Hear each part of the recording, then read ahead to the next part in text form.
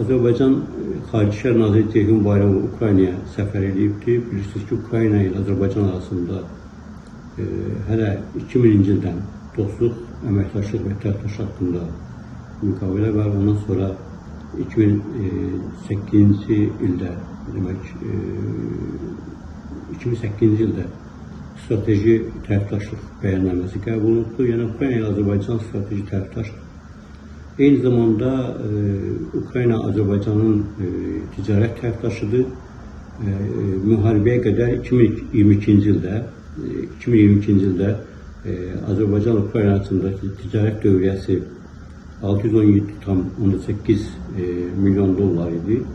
2025-ci ildə bu rəqəm 466 milyona düşüb. Yəni bu başa düşülən bir situasiyadır. Çünki Ukrayna işğala təcavüzə məruz qalmış ölkədir, orada müharibə gedir və bu da təbii ki təsir edir. Ancaq burada maraqlı bir nüans var.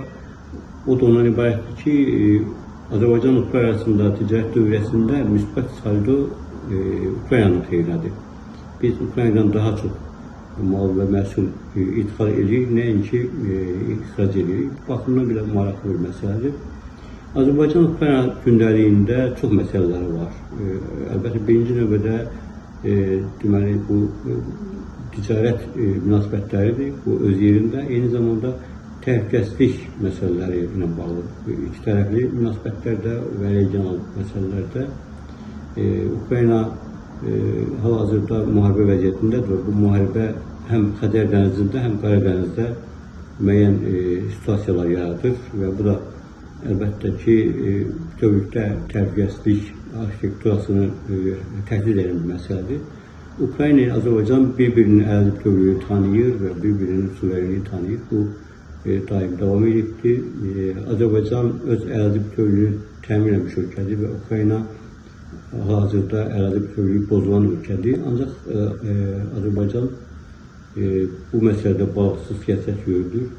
Eyni zamanda Ukrayna ilə Azərbaycan arasında enerji sahəsində ciddi əməkdaşlıq var.